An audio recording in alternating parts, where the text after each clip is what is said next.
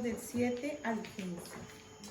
Vino una mujer de Samaria a sacar agua, y Jesús le dijo: dame de beber, pues sus discípulos habían ido a la ciudad a comprar de comer. La mujer samaritana le dijo: ¿cómo tú, siendo judío, me pides a mí de beber, que soy mujer samaritana? Porque judíos y samaritanos no se tratan entre sí. Respondió Jesús y le dijo: si conocieres el don de Dios y quién es el que te dice, dame de beber, tú le pedirías y él te daría agua viva. La mujer le dijo: Señor, no tienes con qué sacarla y el pozo es hondo. ¿De dónde pues tienes el agua viva? ¿Acaso eres tú mayor que nuestro padre Jacob, que nos dio este pozo, el cual bebieron él, sus hijos y sus ganados? Respondió Jesús y le dijo: cualquiera que bebiere de esta agua volverá a tener sed, mas el que bebiere del agua que yo le daré no tendrá sed jamás, sino que el agua que yo le daré será en él una fuente de agua que salte para vida eterna. La mujer le dijo: Señor, dame de esa agua para que no tenga yo sed, ni venga aquí a sacarla. Padre Santo, en el nombre de Jesús, yo te pido, Señor, que cada día yo tenga sed de tu palabra, de tu presencia. Gracias te doy, porque tú eres el único que puedes abrir mis ojos, alumbrar mi entendimiento y enseñarme cada día cuál es tu verdad. Te entrego todo, Señor. Renuncio a la incredulidad, renuncio al pecado, Señor, que mora en mí, porque tú sabes, Señor, mis luchas, mis pensamientos, mis necesidades, y yo quiero obedecerte, Señor. Por eso rindo en la cruz todo aquello, Señor, que todavía no da gloria a tu nombre. Te doy gracias, porque tu palabra dice que tú me limpias de todo pecado. Gracias te doy, porque tu palabra me enseña, me corrige y me guía a toda la verdad. Te doy gracias en este momento, en el nombre de Jesús. Amén. Gracias, Señor, porque el agua que tú nos das es para vida eterna. Y esa agua viva es tu palabra, Señor, que está corriendo en nuestro interior como un río de agua viva. Gracias, Señor, por tu obra perfecta en nuestros corazones, en el nombre de Jesús. Amén. Amén. El martes pasado estuvimos hablando, si lo recuerdan, a propósito del libro de Daniel.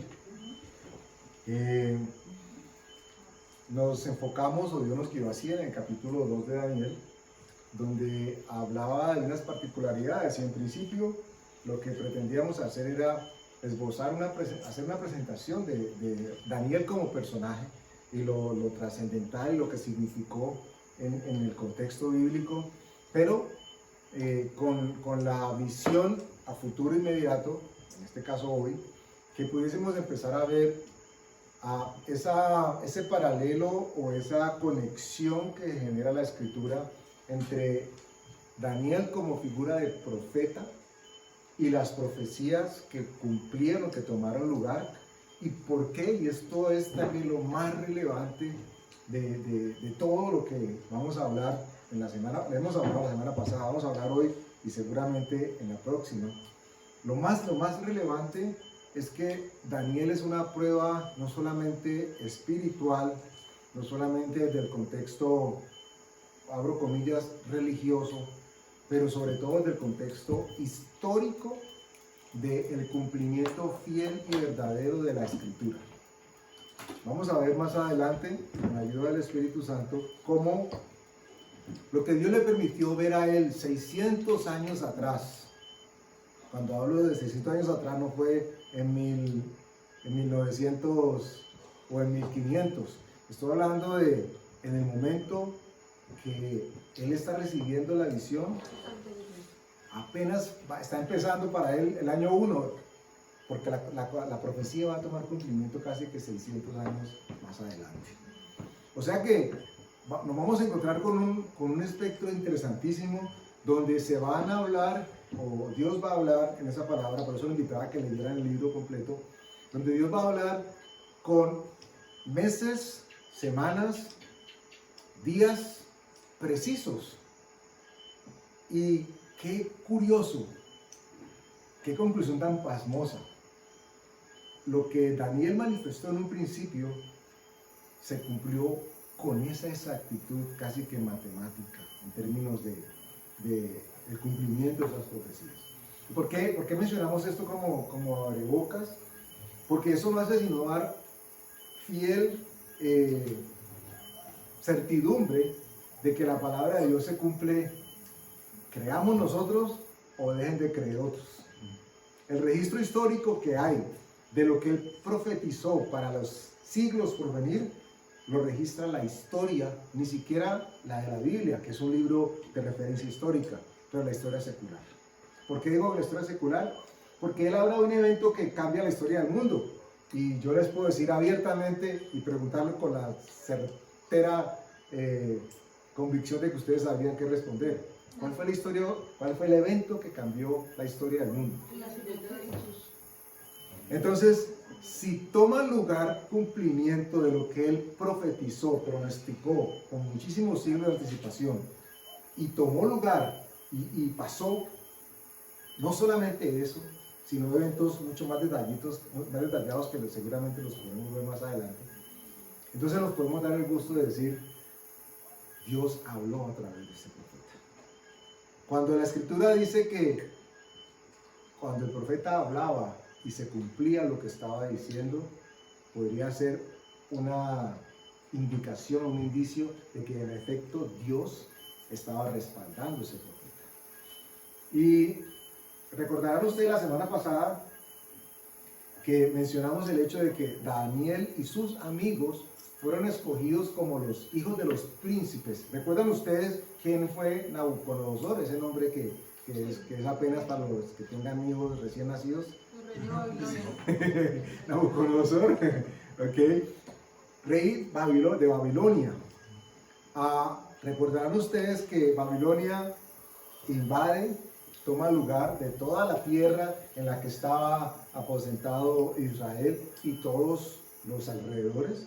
Y entonces él hábilmente dice a sus más cercanos: necesito que de todos los que hemos conquistado, de todos los que hemos tomado por esclavos, escojan a la crema y a la nata.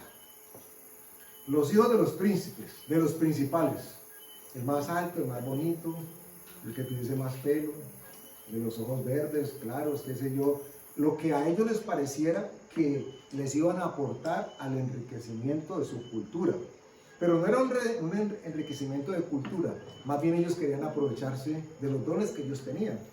Porque lo que termina haciendo Nabucodonosor con su dictamen es que ellos sean educados en todas las, abro comillas, las virtudes que tenían los de su país, ¿cierto? Entonces encargan a un personaje para que se asegure de que ellos sean entrenados en todo. Es decir, les enseñaron el lenguaje o las lenguas que ellos hablaban. Les enseñaron todos los resabios, o les quisieron enseñar todos los resabios que ellos tenían. Ustedes recordarán qué era algo que tomaba preponderancia en ese momento, en ese contexto, qué era lo que ellos hacían, y parece que lo hacían muy bien.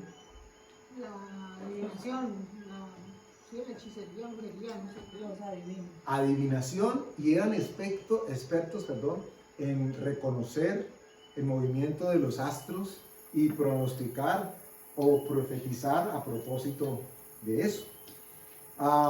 Hay quienes plantean, y no es descabellado pensarlo, que Daniel participó en esto, aprendió de esto, pero como estaba guiado de parte de Dios, el rumbo que él siguió de todo lo que le enseñaron fue distinto a el propósito con que querían enseñarle. ¿Por qué? Les planteo, esto es una opción y ustedes pueden aceptarlo o desecharlo. Esto no quita la salvación ni mucho menos, simplemente añade un poco de información. Porque dicen que había tanta sabiduría y conocimiento de parte de Dios en Daniel que seguramente los sabios que andaban buscando las señales que estaban escritas ya de cuándo iba a nacer el Mesías y en dónde iba a tomar lugar su nacimiento, dicen, plantean algunos, que fueron registradas por un personaje como Daniel, que había sido instruido en todo este tema de cosas, aclarando, vale la aclaración, que hacemos gran diferencia entre el concepto de astrología y astronomía. Aunque inicien con astro, no significa lo mismo. Creo que en eso todos estamos de acuerdo, o hay alguien que requiera un poquito de claridad. Astrología es lo que hacían los caldeos, que era la tierra donde estaba Daniel. Ellos adivinaban de acuerdo a los astros.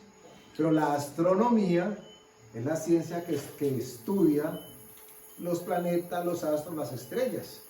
Y no podemos hablar desde la astronomía como si fuese adivinación, porque esto es algo que ha tomado lugar desde que el hombre existe. Esto es una ciencia. Es una ciencia. Cuando navegaban, cuando no existía la brújula, no existía el GPS, no existía absolutamente nada tecnológico, lo único que tenían los marineros y los capitanes miraban las estrellas y donde estaban ubicadas, esa era la autopista que ellos seguían. Aprendieron a reconocer señales en el cielo. Bueno, Daniel no solamente miraba dónde estaba la estrella, ellos tenían y fueron enseñados en cosas más. Algunos dicen que no es descabellado pensar que los sabios que llegaron buscando al Señor Jesús y su nacimiento tenían una información que los otros no tenían. Y se surten de esto porque cuando hablan de sabios, usan el mismo término que se refería en Daniel cuando hablaba de cómo ellos fueron educados y formados. Con la gran diferencia, por supuesto, que Daniel recibió revelaciones, vamos a ver de pronto más adelante, que otros no pudieron acceder. Entonces, recordarán ustedes también que Daniel fue escogido con sus amigos y ellos pusieron a prueba la ley que había sido dictaminada por el gobierno en ese momento. El rey dijo, me les da a todos, qué sé yo, chicharroncito todos los días, algo que los mantenga bien llenitos. Y ellos dijeron, no, nosotros no queremos contaminarnos con la comida del rey, no vaya a dejar con un chicharrón, no estoy diciendo que eso era malo, simplemente es un ejemplo. Ellos dijeron, no nos queremos contaminar con la comida del rey, denos a nosotros legumbres y agüita y verá que con eso pasamos. Ellos se pusieron así, color rosado vegetal, pero tenían tanto brillo y tanto ímpetu y tanta energía que el jefe dijo, uy, esto funcionó, y en efecto los dejó comer lo que ellos querían.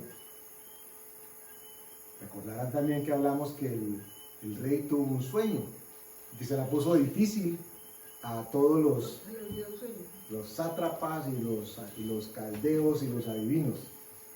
¿Se recuerdan? Tuvo un sueño tan tremendo que se le olvidó. Y cuando llegaron, él llegó y, bueno, necesito que vengan todos los sabios y los magos.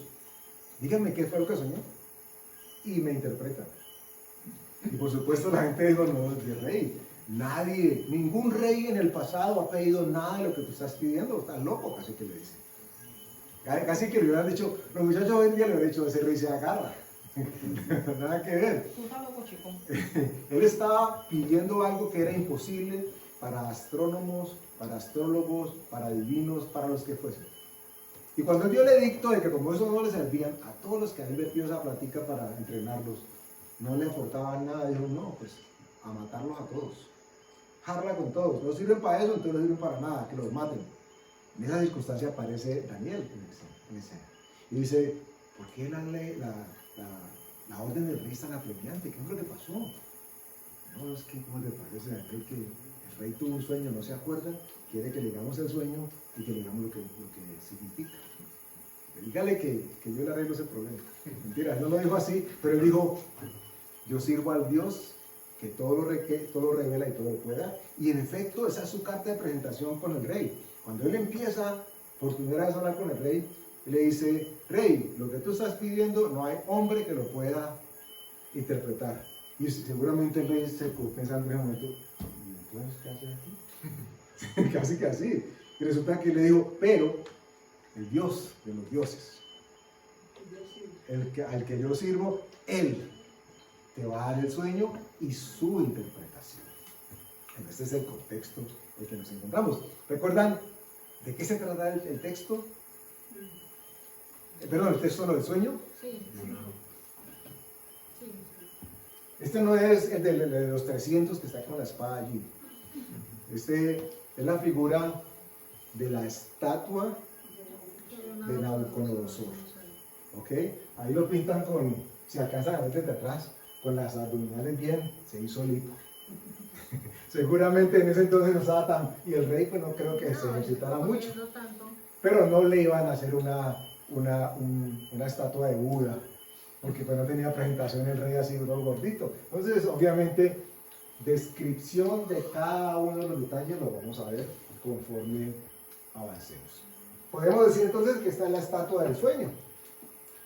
¿Okay? No que produjo sueño, sino que en efecto se iba a tomar lugar una descripción de algo tremendo por suceder en el futuro, no inmediato, pero para nosotros ahora ya pasado. Y lo que toma lugar en este sueño es la descripción de cada una de las partes del cuerpo de esa estatua. Ustedes recordarán más o menos que aquí está escrito, no miren. No miren. ¿Qué pasaba con la cabeza? Era de oro. Y brazos y pecho, plata. Y su cintura y su vientre, bronce. Y sus piernas, de hierro. Y sus pies, hierro y barro. Curiosamente, vamos a ver más adelante, que esa similitud, o más bien esa correlación que hay entre cada una de las partes, el material y los gobiernos que vinieron inmediatamente después, tiene una relación totalmente estrecha.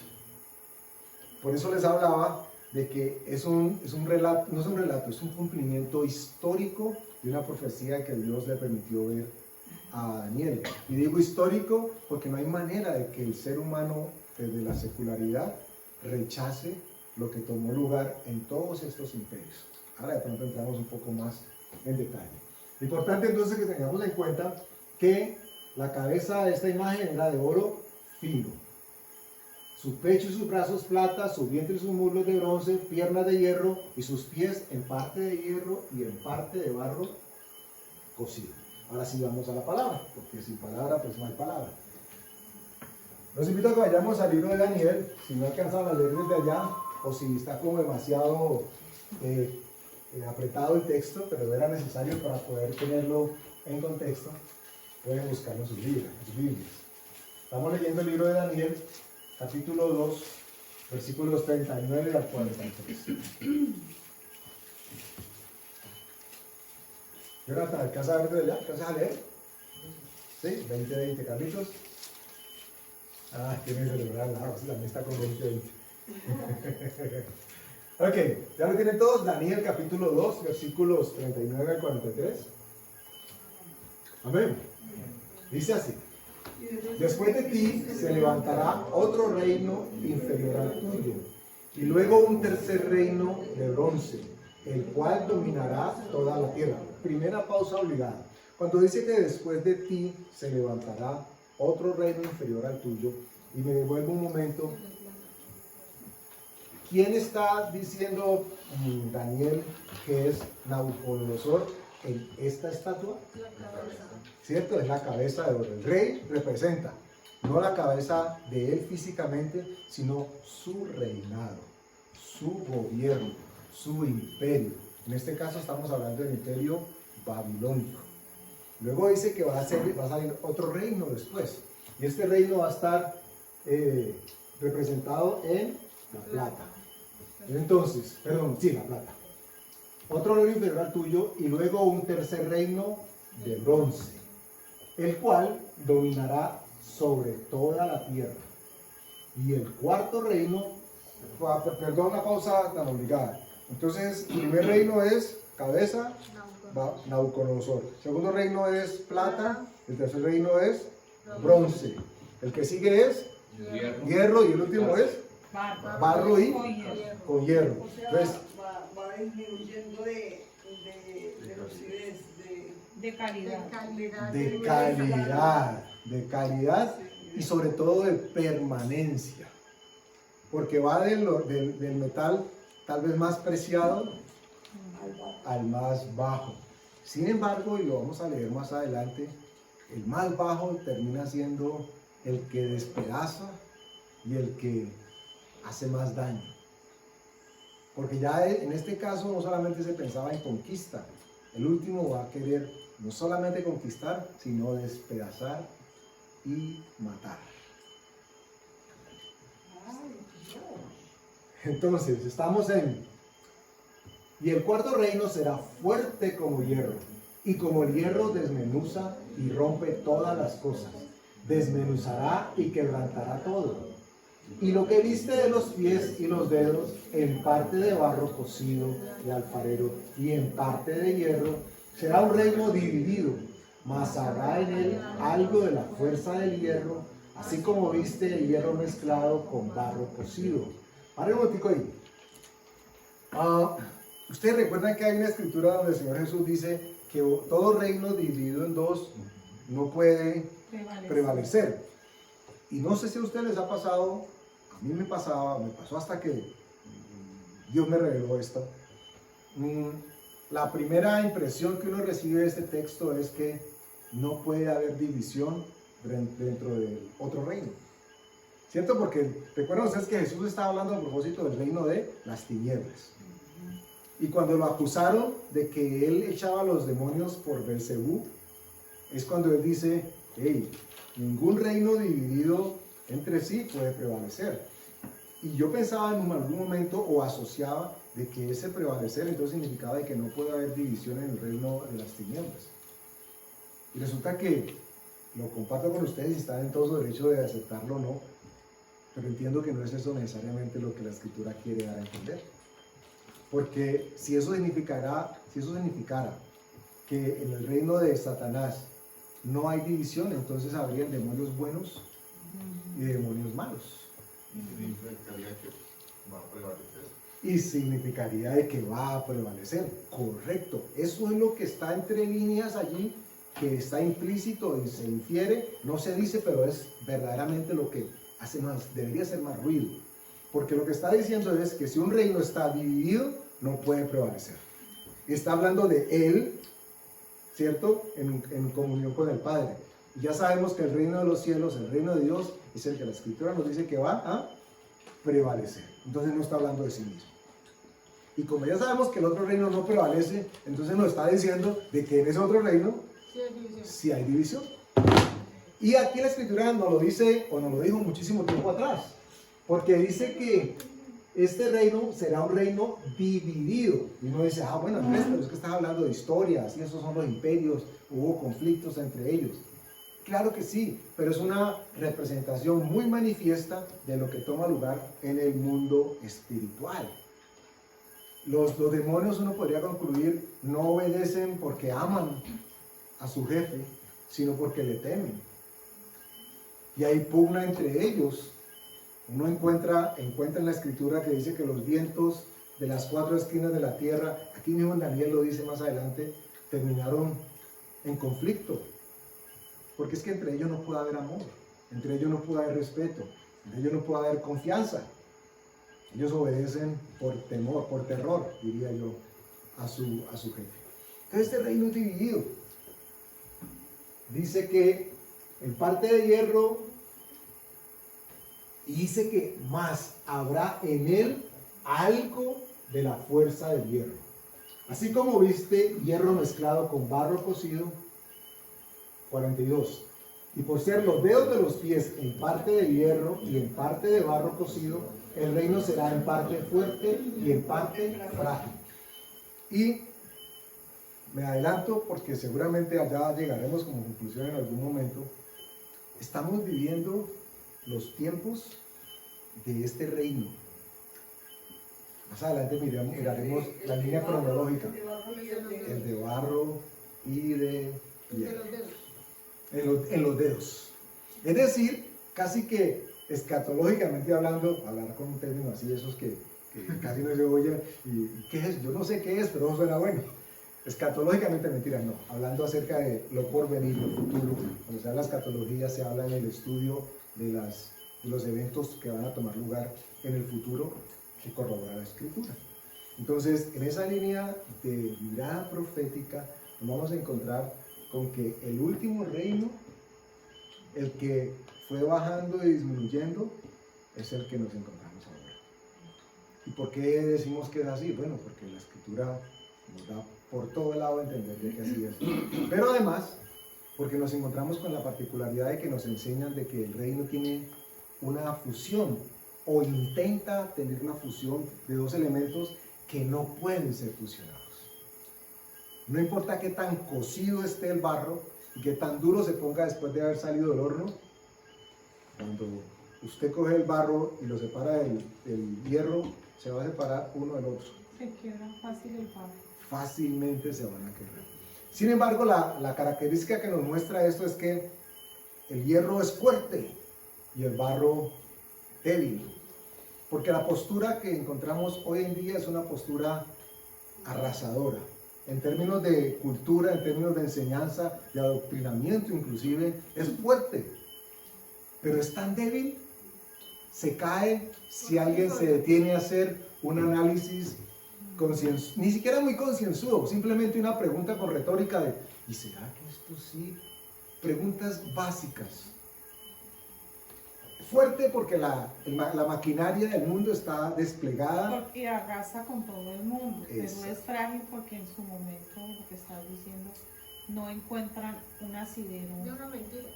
Está basado en mentira. Y en la mentira no se necesita sino que le den un cocotazo para que se afloje. Este es el por qué la Escritura dice que es un reino dividido. Frágil. Bueno, hago una pausa aquí obligada y les pregunto si de pronto alguno de ustedes que fue bien juicioso o juiciosa leyó el libro y dice, no, Dios tiene algo aquí que decirme o decirnos. Si quiere compartirlo ahora, por favor, abre ahora o hable más rato, pero hable. ¿Ah? ¿Alguien tiene algo que dijo? No se preocupe si eso suena importante o no, fue lo que Dios le dijo. Y si Dios se lo dijo, es importante. ¿No? ¿Nadie? Pues a mí sí me habló Dios mucho por Daniel, me habló hartísimo a través de Daniel, pues no, pero te refieres a este pedacito. Lo que No, me en dijo. general, en que... ¿En general? Pues a mí sí me habló mucho cuando Daniel en esa firmeza y en esa seguridad, en ese amor hacia Dios, dice que lo querían someter y que no orara y que entonces él va y abre las ventanas y ora 3 veces al día. Eso me llamó mucho la atención porque ahora llegó una noticia que Neymar salía con el cosito aquí de Jesús, no ayudamos a Jesús, y ahora le dieron 7 millones de euros para que no nombrara a Jesús. ¿7 millones? 7 millones De euros. anuales, para que no nombrara en cada partido, ni en una entrevista, ni en nunca nombrara a Jesús. Entonces me llama la atención que Daniel, sin importarle quién fuera y dónde estuviera, Era firme. era firme y seguro en la palabra, en Dios, no en la palabra sino porque él no tenía la palabra en ese momento. Ellos tenían a Dios en su corazón, entonces ellos teniendo esa firmeza, esa seguridad de Dios en su corazón, no les importaba nada, sino que era realmente fuerte su convicción. Y es tan así que Dios los respalda en todo el tiempo y en todo momento. De hecho, aunque pareciera, según tu comentario inicial, de que como que no tiene mucho que ver con lo que estamos hablando, en realidad tiene todo que ver. Porque la estatua sin pies, pues se cae. Cualquiera sin pies, es decir, sin firmeza, se derrumba. ¿Cómo duele? Lo he experimentado. Un dedito lastimado, una uña reencarnada. ¿Okay? Entonces eso viene a colación que en la antigüedad, en las guerras, los reyes les cortaban el dedo gordo del pie para que no se pudieran sostener. Para perder el equilibrio. Para perder el equilibrio. Entonces ellos no podían, no tenían firmeza en ningún momento. Entonces tiene mucho que ver los pies de barro. No había firmeza, no había seguridad. Entonces en Daniel sí había firmeza y seguridad. En los reyes anteriormente eso era la tortura, les quitaban ese dedo para que ellos no tuvieran firmeza ni seguridad ni pudieran tener esa firmeza para que Apuntar y tener puntería. porque no podían. Entonces eso me llama la atención y me llama mucho la atención cómo Dios a través de los pies me ha hablado en estos días, pero así altísimo, pero fuerte, fuerte. Entonces acaba de reconfirmar con los pies de barro de la estatua de Nabucodonosor. A mí me daba mucha molestia, pero mucha.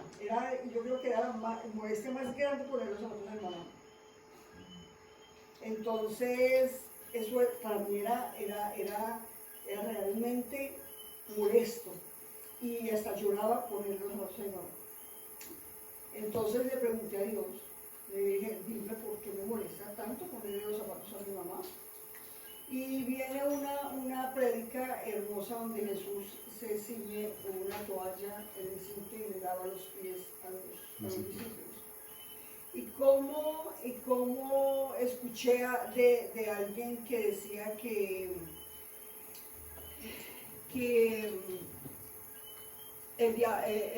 Dios le dijo a la serpiente, es que todo esto viene relacionado, no está descabellado. Le dice a la serpiente, le dice, te arrastrarás y del polvo comerás, ¿no? Entonces, ¿por qué ellos se lavaban los pies? Porque era el polvo. Entonces Jesús les dice a ellos, estás limpio por la palabra que les he dado. Pero es necesario hacer esto. Entonces es necesario todos los días lavarnos los pies. ¿Y quién es el polvo? El demonio. Si le dice a la serpiente, el polvo comerás, ¿qué era lo que ellos traían siempre? El polvo. Entonces empieza a relacionar todo esto y a llegar a una conclusión de lo que Dios quería en la humanidad. Y quería que sirviera. Entonces ahora pongo los zapatos a mamá con amor y sirviendo. Entonces en esa parte... Ahora andan buscando clientes para que te pongan los zapatos. Por poner los zapatos. Sí, pero no vamos muy lejos, entonces cómo Dios nos habla que a través de los pies tú puedes ser humilde y limpiar esos pies, limpiarse día a día, y cómo la inestabilidad viene a través de los pies. Gracias. ¿Alguien más? ¿No? Bueno, sigamos entonces. Estamos hablando entonces del sueño de Nabucodonosor. Importante considerar que la cabeza, que es de oro, nos habla del imperio babilónico, del cual el mismo Nabucodonosor era el rey. La época en la que él tiene el sueño, que es la época dorada en esta cabeza, es del imperio babilónico, que toma lugar casi 600 años antes de Cristo. Luego, la parte de plata, que es pecho y brazos, es el imperio medo-persa. Los medos y los persas hicieron una alianza, pero resulta que había uno que era más fuerte que otro. Sin embargo, ellos aplicaron el peso de toda su conquista sobre los que conquistaron. Y nos encontramos con que fue más o menos en este rango de tiempo antes de Cristo. O sea, esto era 539, 339. Correcto, va bajando, va bajando. Y esto era 339. Luego nos encontramos con el vientre y los muslos del imperio griego, Alejandro Magno, que fue un tipo con una habilidad militar espantosa. Conquistó en 12 años casi que el mundo entero, algo que ni con la tecnología de hoy hubiese podido tener lugar. Sin embargo, su reinado duró poco tiempo y de él salieron 4 reinos que empiezan más adelante a tomar lugar. Lo vamos a ver conforme Daniel interpreta sueños y empieza a tener sueños él mismo, y cómo esos sueños después se relacionan y terminan siendo el insumo que él necesita para entender cosas que Dios le estaba mostrando. Y nos encontramos entonces acá con las plenas de hierro, que es el imperio romano. Este imperio empieza como 160 años antes del nacimiento de Cristo y continúa hasta después. Por eso ahí se habla antes y después. El imperio romano no simplemente desapareció, porque ¿cuál es la característica que nos dijo el sueño ahora que iba a tomar lugar en las piernas y en los pies? Recuerda, hay una cosa en común entre las piernas y los pies. ¿Qué es? ¿El hierro? El hierro, es decir, que uno de esos dos materiales iba a estar presente en las piernas y en los pies. Por eso, el imperio romano, que pareció haber desaparecido, en realidad después vamos a encontrar que el término sería expandido por muchísimas partes del mundo. Y hoy es el que tiene la hegemonía y es el que tiene el control del mundo. O sea, el Vaticano. Es interesante que lo menciones porque cuando hablamos de Roma, la gente inmediatamente se piensa en la capital de Italia. Y tiene mucho sentido el que hagamos esa asociación. Sin embargo, como imperio, como gobierno, abarcaba y llegaba con sus tentáculos muchísimo más lejos. Entonces, en este momento, si hay alguna organización, porque hay que llamarlo así, si hay alguna organización que tiene tentáculos que puedan llegar y permear el mundo entero y sus gobiernos y que haga alianza con ellos, por eso pareciera que es fuerte, pero al mismo tiempo es frágil, nos encontramos con el imperio romano. ¿Por qué fuerte? Porque abarca bastante. ¿Pero por qué frágil? Porque está basado en una mentira. Y toma simplemente que aparezca, de hecho toma lugar en el sueño de Nabucodonosor. ¿Qué pasó después de que la estatua está manifiesta? ¿Qué es lo que viene? Y Una piedra. una piedra que no dice que no fue echada con mano humana. Es decir, que salió y solamente Dios literalmente sabe de dónde. Y esa piedra, ¿en dónde pega? Miren ustedes que no da ni en la cabeza, ni en el pecho, ni aquí, ni en las piernas. Dice que da en los pies.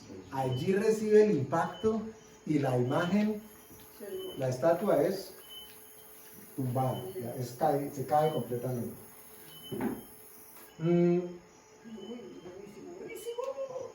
Nos encontramos luego con que Daniel tiene él mismo un sueño. Y en este sueño, él empieza a ver cosas que él no entendía.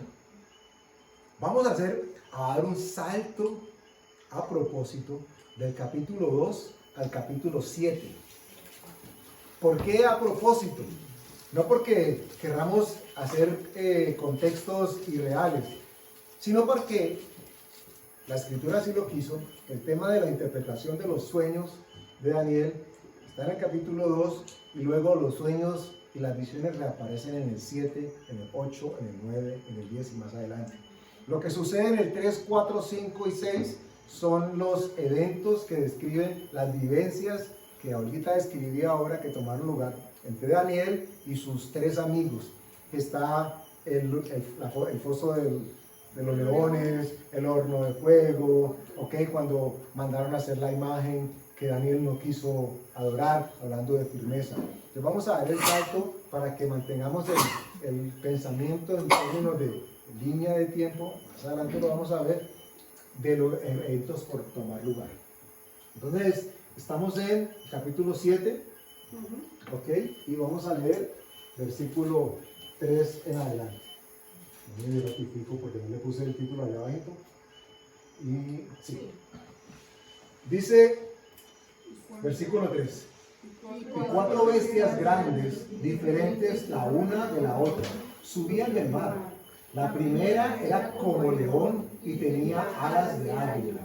Yo estaba mirando hasta que sus alas fueron arrancadas y fue levantada del suelo y se puso enhiesta sobre los pies a manera de hombre y le fue dado corazón de hombre. ¿Ustedes saben qué es enhiesta?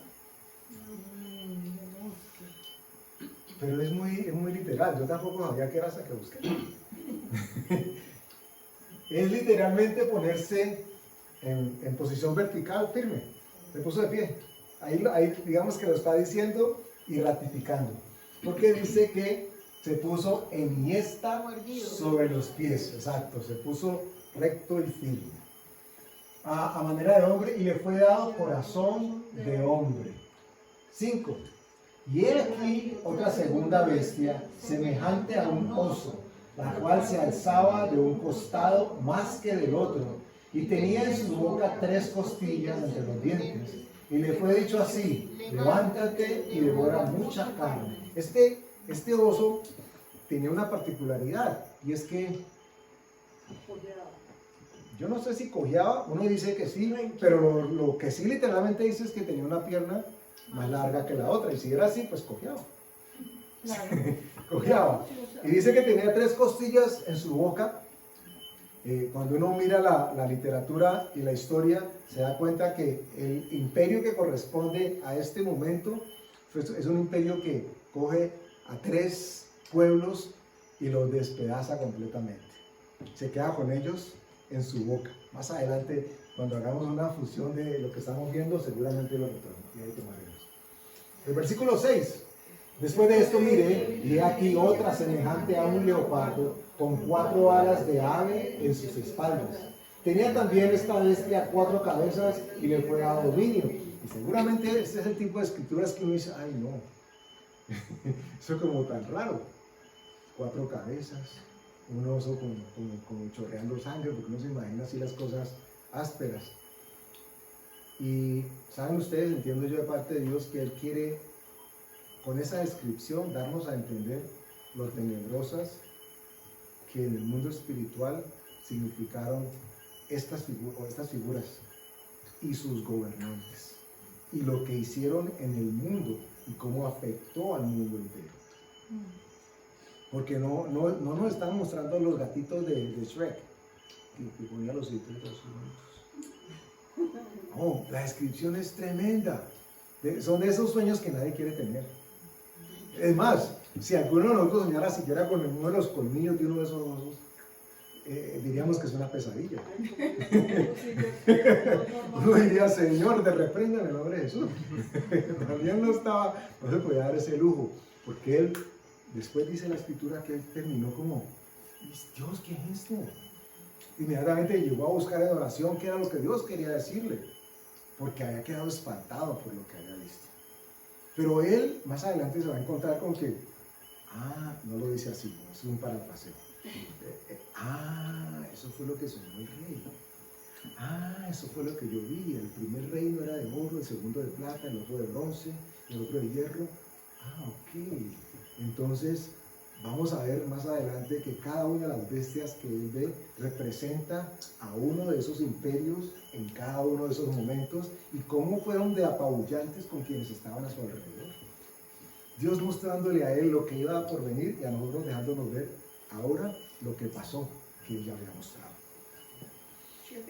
7.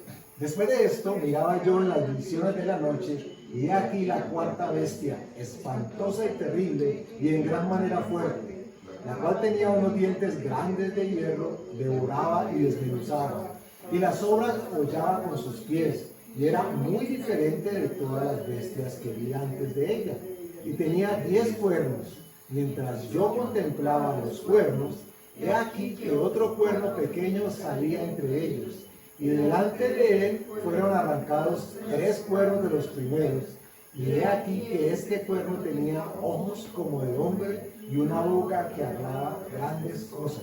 O sea, tras de cachón, más cachón. El cacho que uno decía: ay, ya no se ve, le salía otro. Una bestia fea termina siendo la última, la que está tomando lugar. Yo no digo que haya tomado posesión desde hace mucho tiempo, pero es la que está en vigor. Sino que, lo hemos dicho en otros momentos, no es el típico diablo con cachos y tridentes que está diciendo ¡buh! Porque aquí nos dice algo que es totalmente manifiesto. Dice que hablaba grandes cosas y tenía ojos como de hombre. O sea que de alguna manera apreciamos allí la exaltación o la manifestación del hombre como ser.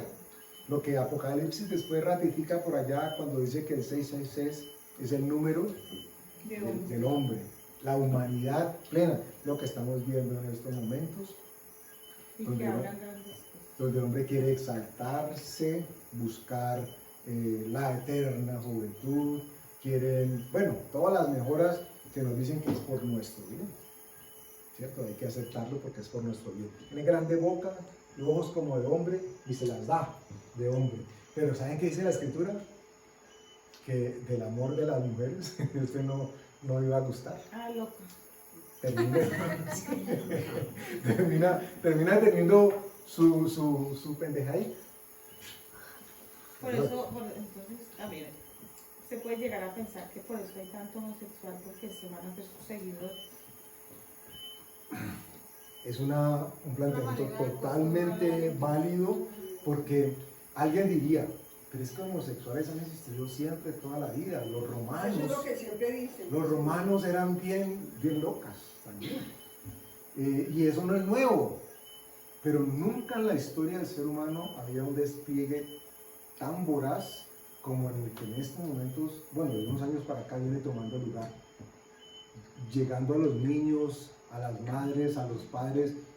Escuchaba a alguien que no es cristiano en estos días hacer un comentario que me llamó la atención, hablando a propósito, una mujer, hablando a propósito de los hombres, dando a entender de que qué bendición encontrar a alguien que fuera hombre, porque ahora cada vez más hay hombres que no se identifican como hombres y nos han llevado a pensar de que es normal.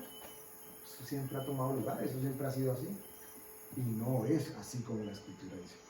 De hecho, enmarcando un poco el contexto bíblico, nos encontramos al Señor Jesús diciendo que la venida de Él estará muy cercana a como los días de Noé eran. ¿Ustedes recuerdan? Y los días de Noé no era simplemente que había muchas erupciones de volcanes o que había muchos diluvios. En esos días había perversión, de tal manera que Dios se hartó, dijo, ya no más. Y en estos momentos la cultura de la sociedad quiere llevar al mundo hacia allá. Niños y niñas que a los 4 o 6 años les dicen que todavía, los enseñan a que no se identifiquen ni como varón o como mujer, porque es normal. Y ustedes y yo, a propósito de firmeza, tenemos que tener mucha claridad con ese tipo de conceptos. Nunca tener ni mucho menos rabia, ni odio, ni rencor, ni desprecio por personas que estén en esa condición. Pero la Escritura es muy firme a propósito de cuál es su destino si no cambian de parecer, como el mismo que tiene el mentiroso, el idólatra, el pagano, si no cambia su parecer. Nosotros tenemos que ser firmes. Lo hemos hablado aquí en varios momentos. Y qué firmeza tan tenaz con nuestros hijos y con nuestras hijas, nuestros nietos y nietas, los niños que están alrededor, porque sí que necesitan de una figura que les ratifique cuál es su rol fisiológicamente, biológicamente hablando. No rechace a nadie que no se identifique como hombre o como mujer, pero en su corazón difícilmente permita que eso sea aceptado como algo normal. Pregúntele a Dios, y eso también es tener firmeza. Tenemos aquí una descripción aproximada de las bestias. La única que no se describe plenamente, sino que se habla de una bestia con muchos cachos y muchos, cachos no, dice cuernos. Es la cuarta, pero entonces aquí hay una descripción que tampoco es que sea bonita, seguramente así es. Tenemos entonces, recuerdan ustedes, el león con las alas. La primera, ¿cierto? Luego se manifiesta el oso, que tenía las 3 costillas en la boca y que seguramente cojeaba. Luego nos encontramos con un leopardo que tenía 4 cabezas. 4 cabezas, o sea, nadie quiere soñar con ese leopardo. Esta es la visión que tiene Daniel y está totalmente relacionada con la imagen que él tiene del sueño del rey Nabucodonosor. Por hoy vamos a parar. Por hoy vamos a parar, pero nos vamos a adentrar en lo que significa esto, porque pues llegar hasta aquí y sí, pues esos son caramelitos que asustan. No, ¿qué significó esto para Nabucodonosor y por qué Daniel lo interpretó de esta manera? Pero sobre todo, ¿en qué tiene que ver eso con nosotros ahora? Entonces, hoy vamos a parar aquí. No se van a soñar con las imágenes, y si se sueña, seguramente que Dios quiera darnos alguna visión. Pero a manera de sinopsis, este cuadrito nos lo puede indicar más o menos. Tenemos 3 columnas, pero 2 de ellas con un poco más de extensión. ¿Por qué razón? Porque nos hablan de el capítulo 2 de Daniel, los sueños, y el capítulo 7, donde él tiene también un sueño. Nos hablan de reinos, ¿cierto? Aquí hablan de estatuas y aquí de bestias. Y la primera nos dicen que el primer reino es Babilonia, que representa el oro, y el león alado. Esta es la correlación que encontramos entre los 2 sueños. El reino medo-persa, la plata, y representa al oso. Y Grecia, el reino griego, ¿saben de eso? Sí. Que es el bronce y representa al leopardo alado. Y por último tenemos al Imperio Romano con el hierro barro cocido, y es una bestia terrible. O sea, ese es el peor. Este es el peor, el último, es el último. Entonces nos encontramos con Daniel, está aquí Nabucodonosor con su sueño, no en vano, él quería que le interpretaran eso. Y nos encontramos después con Daniel soñando cosas muy parecidas a las que Dios le ha mostrado a través del rey. Como más específica de todo. Empiezan a ser mucho más, valga el término, desmenuzadas. Y después lo vamos a ver Dios mediante, pero les pido que sigan leyendo Daniel y pidan orando a Dios para que nos dé discernimiento, porque seguramente a ustedes les va a dar más cosas. Vamos a encontrar después cómo todo empieza a tomar lugar de una manera que uno dice, ¿en serio? Casi que con semanas, meses, días, horas podríamos decir, de precisión en el cumplimiento de las cosas. Por eso la Escritura dice que cuando Dios hablaba las cosas 2 veces, o el sueño tomaba lugar 2 veces, era porque era firme de parte de Dios. Era firme de parte de Dios. Entonces, en principio Daniel dice, no, ese rey estaba indigestado y Dios le mandó una pesadilla. Pero después se encuentra con que, ok. Y como consecuencia del sueño que él tiene, él llega y hinca rodillas, cae de rodillas delante de Dios y empieza a interceder por su pueblo. Lo vamos a ver Dios mediante en la próxima semana. Por ahora los invito a que sigan leyendo Daniel. Recuerden que hicimos un salto en el tema profético del capítulo 2 al capítulo 7. Usted por supuesto puede leer todos los capítulos de corrido, pero pídale a Dios que le dé revelación, porque seguramente aquí estamos mostrando algo y Dios nos ha mostrado a mí algo y usted dice, ay, yo tengo esto, y eso es la clave que todos necesitamos. Así que no vaya a menospreciar aquello que sea lo más sencillito que usted crea que es. Téngalo presente, dígalo y gánese el 5 de parte de Dios. Yo tuve la oportunidad de leerlos, pero me aburrí porque no entendía. llegué hasta el 10º. ¿Sí? Pero es vital, importante lo que acabas de decir. Porque en todos hay sueños, en todos hay reyes, en todos hay reinados, hay el Altísimo, Dios, las 70 semanas, las 62 semanas, todo esto. Oh, pero te adelantaste, mira, ya hiciste, nosotros decimos chancuco, no solo chancuco, estudiaste, fuiste, porque vamos a llegar allá. Y qué hermoso que este contexto que estamos poniendo empiece a dar luz, porque si no es un libro que se hace complejo de entender. Si lo leemos si lo leemos de corrido, Dios nos bendice y nos va a hablar de la firmeza y esto. Pero a propósito de la figura profética, uno queda como que, sí. Leíste Daniel, todo. ¿Y qué dice? No sé. Y está bien que lo sepamos. Tuvo varios sueños. O sea que vamos a tener otra tablita así que va. Puede ser, ¿no? Confiemos en Dios en que sí. O sea, vamos haciendo el acopio de las cosas. Exacto. Esa es la pretensión.